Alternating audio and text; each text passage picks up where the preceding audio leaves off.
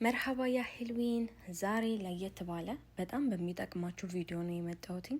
ማን ነው እንደኔ ወይም አረብ ሀገር ያለ ሰው በብዛት ጸጉሩ የሚነቃቀለው እና ጥፍራችን የማያድግበት ምናምን ምክንያት የኮሎጂን እጥረት ነው እና ቤት ውስጥ እንዴት ነው ኮሎጂን ጠቢዒ ወይም ናቹራል ኮሎጂን መስራት የምንችለው የሚለውን በጣም ተመራምሬ ደርሼበት እኔ ራሴ ሰርቼው ተጠቅሜው የጠቀመኝን ነገር ነው ፖስት ማድረግላችሁ።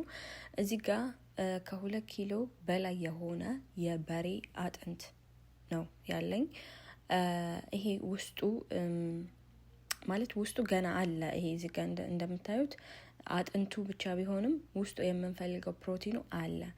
እሱም በደንብ በጨውና በአቸቶ ካጠብኩትኝ በኋላ በውሃ አድርጌ እሳት ላይ እጥደዋለሁ። ለረጅም ሰዓት ነው የበሰለው። ቢያንስ ከ8 ሰዓት በላይ ነው የበሰለው። በደንብ ብስል ሙክክ ብሎ ውስጡ ያለውን ነገር እንዲያወጣ ነው የምንፈልገው። በመጀመሪያ ትንሽ እንደዚህ እንደበሰለ ወይም እንደተከተከ አረፋ ነገር ያወጣል አይደል? ከላይ አያችሁት? ጥቁረቱን በጣም ደባሪ ነው። እንዳለ እሱን ጥርግ አድርጌ ያወጣሁትኝ። ሌላ ውሃ ጨመርኩበት። በሁለተኛው ዙርም ልክ እንደዚህ ያወጣውን አረፋውን አነሳው። ከዛ መጨረሻ ላይ ትንሽዬ ሄል፣ ቀረፋ፣ ቁርንፉድ፣ ነጭ ሽንኩርት፣ ዝንጅብል፣ እርድ፣ ሁሉም እርጥብ ማለት ነው፣ ደረቅ ሳይሆን እርጥብ አድርግ ያለው። መጨረሻ ላይ ካሮትም አድርግ ያለው። ይሄ ክራፍስ ይባላል። ፎቶውን እዚህ ጋር አስቀምጥላችኋለሁ። ያው በየሀገሩ ስሙ ሊለያይ ስለሚችል በጣም ጣዕሙ ይደብራል፣ ግን በጣም ብዙ ቪታሚን አለ። ተቀቅሎም እንዲሁም በጁስ ብትጠጡት ለጸጉራችሁ፣ ለፊታችሁ፣ ለሰውነታችሁ ብዙ ፋይዳ አለው። ከዛ ትንሽ የስጋ መጥበሻ አረኩበትኝ፣ ጨው አረኩበት። ሌላ ምንም ነገር ያረኩት ነገር የለም።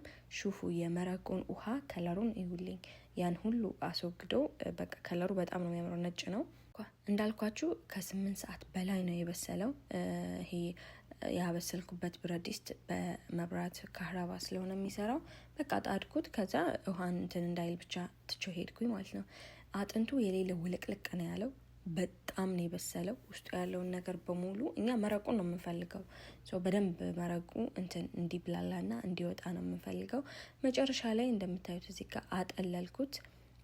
በደንብ ካጠለልኩት በኋላ ውሃው ይረጋል። በጣም ወፍራም ስለሆነ ከውስጡ ያለው ኮላጅን ከውስጡ ያለው ሂምራ የሚባለው ያረቢ እሙህም እሱ ስለሆነ ትንሽ ቆይት ሲል በጣም ይረጋል። ከመርጋቱ በፊት ብዬ እኔ እዚህ ጋር የክብካት የጆሊጂዮስ ምናምን ሰራባቸው በእነሱ ነው ያደረግኩት። ከዛ ብረዶ ቤት አደርገዋለሁ። እኔ በቀን አንድ ይችን ወስጄ በፈላ ውሃ አድርጌ እጠጣዋለሁ። ልክ እንደ ናቹራል ሻይ በሉት ወይ እንደ እና ያንሱን ብቻ እንደምንም ውሰዱት። ጣዕሙ መረቅ ነው። በጣም ነው የሚጣፍጠው። እንደዚህ ስጋ ነክ ነገር የምትወዱ ከሆነና በቀን ይሄንን 1 ብርጭቆ ብትወጡ ያካይስ ምንም ቪታሚን ምናምን ይሄ በቃ ምንም አያስፈልጋችሁም። ጸጉራችሁ፣ ውበታችሁ፣ ፊታችሁ በጣም ለውጥ ታዩበታላችሁ። አደላቀል ሳታቋርጡ ወር ከ15 ቀን እስከ 2 ወር ድረስ ብትጠቀሙት ብዙ ፋይዳ ታገኙበታላችሁ። ባለኝ እቃ ያክል ሁሉ በትንንሽ ካደረኩት በኋላ መጨረሻ ላይ በትልቁ አድርጌ ከረጋ በኋላ ከትፈዋለሁ ብዬ በረዶ ቤት አስገባሁት። ይሄ ከ2 ሰዓት ከ3 ሰዓት በኋላ ነው ካወጣሁት በኋላ ዘይቱ ከላይ ይጠላል። እናንተ ዘይቱን ያው እንደ ሻይ ስለሆነ የምትጠቀሙት ዘይቱን ባትጠቀሙት ባትጠጡት ባይነኝ። ዋናው ጁሱ ዋናው ራሱ መረቁ ብቻ ስለሆነ ማለት ነው። ግን ይሄ ዘይቱን እኔ ከላይ ማነሳውን አልጥለው፣ ምግብ ሰራበታለሁ፣ የሆነ ነገር ስሰራ ምናምን ጣል አረግበታለሁ። ጣዕሙ በጣም ዋው ነው። ቀይ ማለት ምግባችሁን ያጣፍጥላችኋል።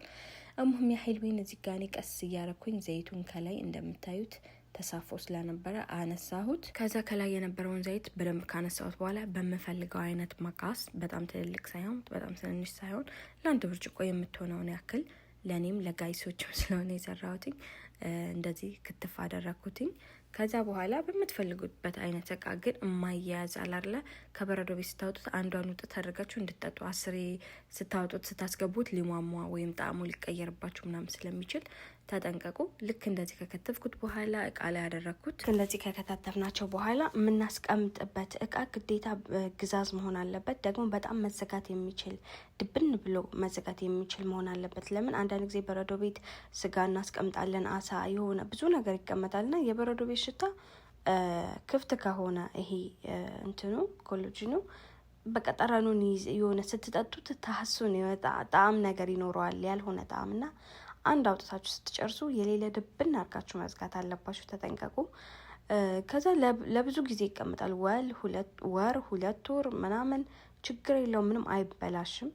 እንደዚህ እየሰሩ የሚሸጡ አረቦች ራሱ አውቃለሁኝ እና አይበላሽም ለማለት ያክል ነው። ከላይ ደግሞ ዘይቱን ያነሳሁት ይሄን ይመስላል። ይሄ ደግሞ ቅድም ላይ በቃ አሁን ይሄ ግልግል ነው። ቅድም እዛ ከከተፍኩት እንደውም ይሄ በጣም ግልግል ነው። አሁን አያችሁ አይደለ? አንዷን ብድግ አድርጌ ውሃ የፈላ ውሃ አድርግባታለሁ፣ ሎሚ አድርግባታለሁ፣ እጠጣለሁ። በቃ ይሄ ሎሚ እክትያሪ ነው፣ ምርጫ ነው። ማድረግም ትችላላችሁ፣ አለማድረግም ትችላላችሁ።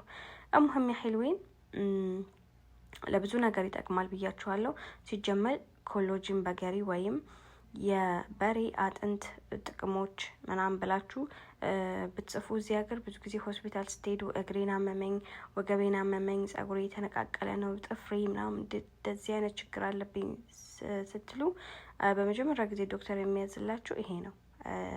አላርጂክ ከሌለባችሁ የስጋ ምናምን አጥንት ምናምን የምትወዱ ከሆነ በቃ በሳምንት 2 ይሄን ተጠቀሙ ይላችኋል። እናንተ ደግሞ በሳምንት ሳይሆን በየቀኑ ማታ ማታ አንዳንድ ብርጭቆ ከዚህ ብትወጡ ያሰላም ያጋይስ ወላሂ አዚም ይፉዝ። እሙህም ያህልዌን የዛሬውን ቪዲዮ እንደወደዳችሁ ተስፋ አደርጋለሁ። ማየት የምትፈልጉትን የምግብ አይነት በሙሉ ኮሜንት ላይ ብትጽፉልኝ ልሰራላችሁ ዝግጁ ነኝ። ይሄን ቪዲዮ ከወደዳችሁት ላይክ፣ ሼር፣ ሰብስክራይብ ማድረግ እንዳትረሱ። በዚህ ሳምንት 10,000 ሰብስክራይብ ብንገባ ደስ ይለኛል። በሌላ በቆንጆ ቪዲዮ ተመልሼ እስከምመጣ ድረስ ባይ ያህልዌን።